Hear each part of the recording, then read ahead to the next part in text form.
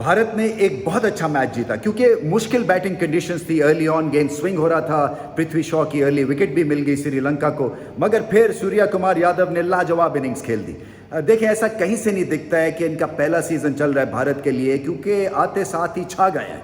Middle order में innings को control करना और फिर एक खास टेम्पो के साथ बैटिंग करना और फिर इम्प्रोवाइज करना विदाउट बीइंग रिस्की, और ऑपोजिशन से एक स्टेप नहीं 2-3 स्टेप आगे होना। अमूमी तौर पे जो अच्छे बैटर्स हैं T20 क्रिकेट के, वो चालाकी दिखाते हैं, एक स्टेप आगे होते हैं, ये कुछ 10 स्टेप्स आगे चलते हैं और किसी किस्म का स्लोअर बॉल, किसी किस्म का यॉर्कर लेंथ, किसी किस्म का बाउंसर इनका कुछ नहीं बिगाड़ सकता, क्योंकि इनके पास हमला करने के लिए बहुत सारे जवाब हैं और बहुत आला फाइंड है ये, इसलिए कि टेम्परामेंटली स्ट्रांग है। मिडिल ऑर्डर में 34 बॉलों में 50 रन कर देने आसान काम नहीं होता, जबकि कंडीशंस बैटिंग के लिए मुश्किल हों। सो उस लिहाज से भी एक टॉप क्वालिटी इनिंग्स खेल गया। और फिर कंसिस्टेंसी है, वाइट बॉल क्रिकेट में कंसिस्टेंसी लाना बड़ा मुश्किल काम होता है, क्योंकि आपको चांसेस लेने पड़ते हैं, मगर जैसे मैंने कहा कि ये चांसेस लेते हैं जिसमें रिस्क कम होता है, क्वालिटी है इनमें, शॉट्स बहुत भरपूर मारते हैं, छक्का भी लगाते हैं, अलोंग द ग्राउंड भी खेलते हैं, कन्वेंशनल और इम्प्रोवाइजेशन का ग्रेट मिक्स है और ग्रेट फाइंड है भारत के लिए।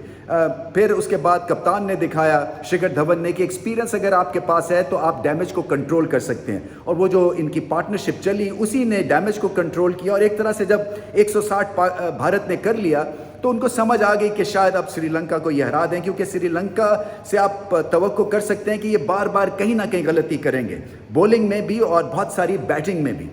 बैटिंग में 160 करने के लिए आपको 1 या 2 पार्टनरशिप्स की ज़रूरत थी, एक बैट्समैन को 70 करना था और आप लाइन क्रॉस कर जाते, जीत सकते थे, मगर ऐसी कुछ समझ नहीं है इस श्रीलंकन टीम में, और दिल दुखता है इसलिए कि अगर आप घर में 160 नहीं कर सकते हैं अपनी बनी हुई कंडीशंस में, तो फिर कहाँ करेंगे। और हारने से फिर कॉन्फिडेंस शैटर होता है, नई टीम बना रहे हैं, कुछ नए लड़के भी हैं, सो ऐसी इन्वायरमेंट में उनको लाना जो कि एक लूजिंग इन्वायरमेंट है, ये ख़तरे से खाली नहीं है। सो एक अनहैप्पी कैंप और एक अनहैप्पी ड्रेसिंग रूम की इन्वायरमेंट से जो कॉन्फिडेंस होता है और एक जो फेयरलेसनेस है वो आपकी स्क्वीज़ हो जाती है। सो श्रीलंका के लिए बड़ा इंपॉर्टेंट है कि ये मैचेस जीतने शुरू करें और वो पिचेस बनाएं जहाँ पे ये भारत को पकड़ सकें। शायद इतनी प्रॉपर पिच ना बनाएं, थोड़ी सी स्पिनिंग ट्रैक बना के देखें, शायद उसमें 50-50 काम हो जाए, मगर अगर स्पिनिंग ट्रैक बनाएंगे तो फिर भारत के पास चहल है, बड़ा खूब दिन था उनका, वरुण की बहुत अच्छी डेब्यू थी। ऐसा बॉलर होना बहुत फ़ायदेमंद है जो कि एक मिस्ट्री बॉलर होता है। और फिर भुवी का एक्सपीरियंस,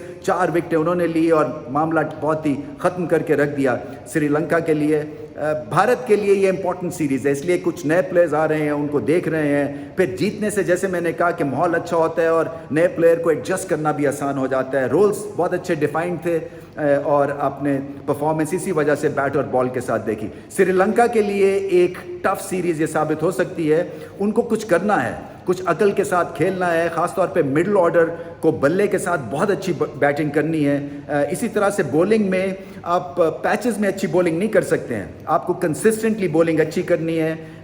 स्पिन ने तो काम किया उनकी तरफ से, मगर रेगुलरली विकेट्स नहीं मिले, जिसकी वजह से प्रेशर क्रिएट हो गया। और फिर अगर आप 160 ना कर सकें तो घर में खेलने का कोई फ़ायदा नहीं है।